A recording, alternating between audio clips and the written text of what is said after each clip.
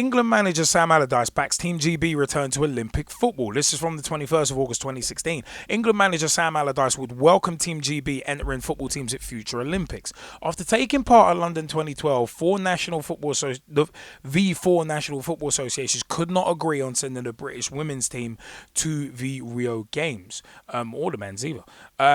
A place was earned by England finishing third in the 2015 World Cup. To turn it down is a great shame. It's something we may look at in the future and try to compete in. Allardyce has actually said. When you see the delight on Justin Rose's face after winning the gold medal in golf, it shows what it all means. England's Football Association had put forward the idea of sending Great Britain teams to the Olympics, but FIFA said it would need the agreement of the ruling bodies in Scotland, Wales and Northern Ireland, who were against it. And there was this thing in 2012 as well where most were against it. I think it was Ramsey, Bale and Giggs were the only non-English guys in the Team GB 2012 squad. But coming back to that, I'll come back to that later. The other home nations fear such a move could affect their independent status within sports while governing body FIFA and the international tournaments such as the World Cup.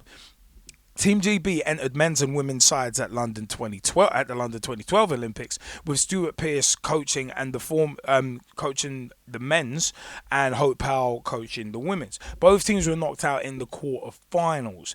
For European nations, qualification for the Olympic football competition is via the UEFA Under-21 Championships for men and the World Cup for women. England were the only home nation to compete at the Under-21 Championships, but failed to secure the required semi-final berth. Now, the British Olympic Association Vice Chairman and former Sports Minister Sir Hugh Robertson believes politics in particular has denied the women's game a perfect platform to build on the interest it received at London 2012. And I totally agree with that. We'll come back to that. A total of 154,998 people turned out to watch the 4 Team GB women's matches 4 years ago. From the British Olympic Committee's perspective, we would love to see Team GB football. Sir Hugh Robertson, it is a particularly powerful tool to promote the women's game. The tragedy is that the politics of football administrators impact on the athletes because women football players would want to be at the Olympics. Now, a couple of questions come out of this, and we're going to throw this out to the Skypers. It's a case of Team G. I want to ask which one of the Skypers wants to jump in first, but it is one of them ones where, yeah, if Skypers, if you want to jump in, please let us know. But it is one of them ones. Team GB not having a men's or women's side, have we missed a trick?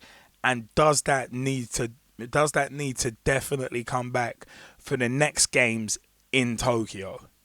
Those are two of the major questions. Ryan Sonley, do you want to jump in on that?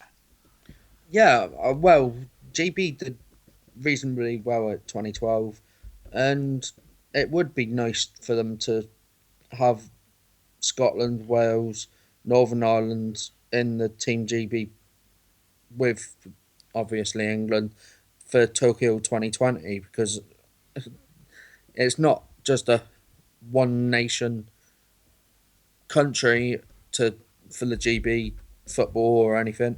So I mean, anyone that is part of the GB should be part of the squads for 2020, and hopefully that they can accept and get into the GB team. I mean, for me, it's a case of, I think it's one of them ones where we're gonna come to our caller in a second. It is one of them ones where I think it is one of them ones where it was a great. I think it was a great shame. I think it was a great shame that Team GB didn't have a women's or a men's football team, because I think, see, this is the thing for me. It's a case of the one area of the game that probably needed that boost again the most is the women's game, because the women's game is still growing, it's still developing, whereas the men's game, it's very much an established force based on greed, but leaving that aside, it's very much an established force. So it's a case of, like, the Premier League, men's football in general has got enough promo. it has got enough promo already. But the fact is, the huge impact that London 2012 had for the women's game cannot be underestimated. I mean, so many more people were going to FAWSL games, to the Women's FA Cup games as well, including the Women's FA Cup final last year, which we were at. Myself, Gezzie Fizzle, and the Gman were all three of us were at. And it's a case of, it's just so sad to see. It's so sad to see, and I was discussing this. With someone earlier as well. It's just so sad to see when politics and football mix, because it's never good. From what's it at that time, co-prime minister Davy Boy Cameron, but he calling football murky politics. I don't remember him winning an outright majority in 2010. But anyway, leaving that aside, from him calling football murky politics to just the FIFA corruption scandal in bloody general, when it comes to the political bedfellows involved with that, football and politics never mix well, and it's a damn shame that the women's game has actually kind of suffered because of it. Because look at the platform that London 2012 was, and look at the legacy it's left for women's football. And look at Team GB, how well Team GB did in terms of the medal haul at Rio 2016. Imagine the good luck, the feel good factor that would have come from that kind of medal haul. And imagine there was a Team GB women's team that had won the whole tournament, and they'd won it. Imagine that, and imagine the feel-good factor coming off that. I mean, those players would have come back heroes. So it's just such a shame that it is politics and it is BS that has actually hurt one of the areas of the game that needs help. That is still developing. I just think it's a real shame. I just really do think it's a real shame. I said, football and politics never mix, let alone mix well.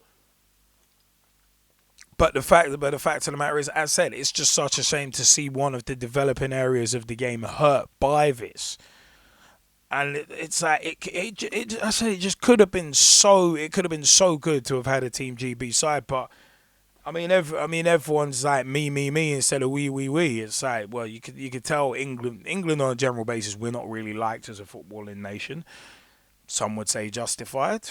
I would say maybe to an extent they're right, but hell, it is one of them ones. We know where football was created, but the fact of the matter is, it's just a shame that people can't put this petty BS aside. And it's like, I don't like you, I'm not playing alongside you. It's like, it's a shame that people can't be big enough to put that animosity aside for the good of the game. Because that's what this is all about. It's all about the good of the game. I mean, Brazil now have that feel-good factor of winning the Olympics at last after losing 3 finals. So it's one of them was, they have the feel-good factor of that. Neymar's resigned from being captain of Brazil on a high. So imagine one of them ones like a women's football ambassador like Alex Scott, for instance, Farrah Williams, Casey Stoney, Steph Houghton, Karen Bardsley, among others, coming back with winners' medals. Look at how much of a boost to women's football it was for the England Lionesses coming third. Imagine Team GB had won gold medals at the Olympics. How good that would have been. So it's sad to see. It really is sad to see that politics has ruined what potentially could have been a really good thing. But it's one of them ones. But for now, I want to ask, caller, you're through to your Monday Night Football and Fix. Who have we got the pleasure of speaking to? Yes, who? Mr. Wood, how goes it? Not too bad, yourself? Yeah, not too bad. Did you have a view on Sam Allardyce, on what Sam Allardyce has said about Team GB? Kind of like him hoping that Team GB will have a men's and women's football teams at future Olympics. I think it would be a good idea, actually. I think they should. But who would be the manager of them though? Would it be Mark Sampson? Probably, even though he does the women's team at the moment. It would be a good experience for him. And then give like somebody who hasn't got a job for the men's team. Like, who was the manager of the Team GB team last time? Well, Stuart Pearce was manager of the men's team. Hope Powell was manager of the women's team. Yeah, so maybe they should give Stuart Powell. Not Stuart Powell. Where am I getting Stuart Pearce? Give Stuart Pearce the men's job, and then give Mark Sampson the women's job, as he's done so well with the England ladies team themselves. But then I guess it's one. I guess it's one of them. Was the only problem that I'd see with that is you looking at the politics of what happened this time and how we didn't end up entering the team in at the Rio 2016 Olympics. It's a case of, I think it's one of them where a lot of people are seeing it as, oh, it's all English. Because the Team GB men's side was predominantly English because Scotland didn't want to have nothing to do with it. Both Irish federations didn't want to have anything to do with it. Wales, could only convince 3-4 players to actually want to be a part of it, let alone be a part of it. So it's one of them ones where just no one wanted to be a part of it, which is I said, it's a real shame, especially for areas of the game that could have used the promo. Yeah, but it is one of them. I mean, so Tom, do you think that how important do you think Team GB having a women's team at the Tokyo Olympics will be if it happens? I think it'd be really important because it proves, it proves it'd be better, more probably make the game a bit bigger, and you'll probably get more supporters go over there and watch. So it might increase more English supporters to go over. No, definitely. As long as as long as everyone behaves themselves, then we're good. And we're all good. I mean, that's the thing that's got to be that you got to bear in mind as well. But it's one of them there was no trouble with Team GB, so it is one of them. It is one of them ones where it's like it's just so. It's just one of them ones where it is. I said, sad to see that politics. Just seeing politics ruining what could be a really good opportunity. So it's one of them ones where I'm just personally kind of saddened by the whole thing. But I think Sam Allardyce is right where it would be good to have one each. As said, for the extra promo it brings. Because some say any promo is good promo. And I don't necessarily share that opinion, but it's one of them ones. Having a Team GB Olympic team, men's and women's, is nothing but a good thing. That's the way I see it. It's legitimately nothing but a good thing. So, it's one of them ones, man. Just hope. I personally am just hoping that changes for Tokyo. That changes for the Tokyo Olympics. Especially after having none at the 2016 Olympics. It's like not even having just one. It's having none. That's the concerning thing.